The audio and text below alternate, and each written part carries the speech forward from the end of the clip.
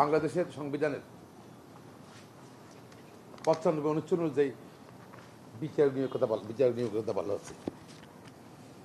সেখানে রাষ্ট্রপতি কর্তৃক প্রধান বিচারপতি রাষ্ট্রপতিকে নিযুক্ত হবেন। প্রধান বিচারপতি পরামর্শ করিয়া রাষ্ট্রপতি অন্যান্য বিচারককে নিয়োগদান করিবেন। আমি জানি না তাদের বক্তব্য সরাসরি সংবিধানের লঙ্ঘন। আমি মনে করি সংবিধানের প্রতি আস্থাহীনতা। আর বাংলাদেশের সংবিধানের প্রতি আস্থাহীনতা থাকলে একজন প্রজাতন্ত্রের কর্মরত একজন কর্মকর্তা তার পরিণতি হওয়া উচিত। সংবিধানের প্রতি তারা অনাস্থা। দুই হলো তারা বিচারক, অবশ্যই সম্মান করি নিম্ন আদালতের যারা বিচারক। তার এই বক্তব্য মনে হয় যে তারা বার্গেনিং করছে।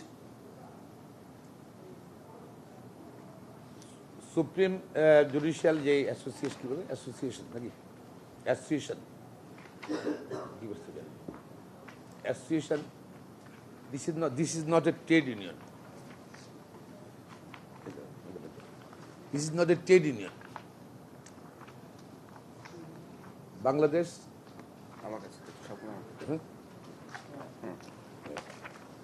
Bangladesh judicial service is not a trade union বা কোনো বার্গেনিং এজেন্ট না।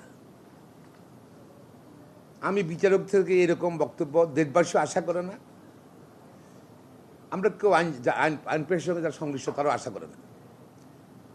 এই অ্যাসোসিয়েশন ট্রেড ইউনিয়নের ভূমিকা পালন করবে বা বার্গেনিং এজেন্ট হিসেবে ভূমিকা পালন করবে। এইটা মনে হয় তার ওনার যে চাকরি বিধি অনুযায়ী এটা এক্সিডেড দ্য লিমিটেশন,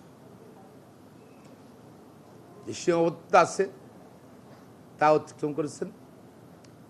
এবং এই সিদ্ধান্ত শুধু আপনার জুডিশিয়াল সার্ভিস কমিশন, যেটা মাননীয় প্রধান উপদেষ্টা করেছেন, গঠন করেছেন 23 অক্টোবর, সেখানে তারা প্রস্তাব দিবেন সরকার প্রধান উপদেষ্টার অনুমোদন ক্রমে বিচার বিভাগ সংস্কার কমিশন নামে একটা নিম্ন কমিশন গঠন করল। তারা প্রস্তাব দিবেন। সেই প্রস্তাবটা এবং সেটা বাস্তবায়নের জন্য বা সিদ্ধান্ত গ্রহণের জন্য সরকার উচ্চ পর্যায়ে মাননীয় প্রধান বিচারপতি তারা সিদ্ধান্ত দেবেন। নিম্ন আদালতের একজন বিচারক উনি কীভাবে বার্গেনিং করেন?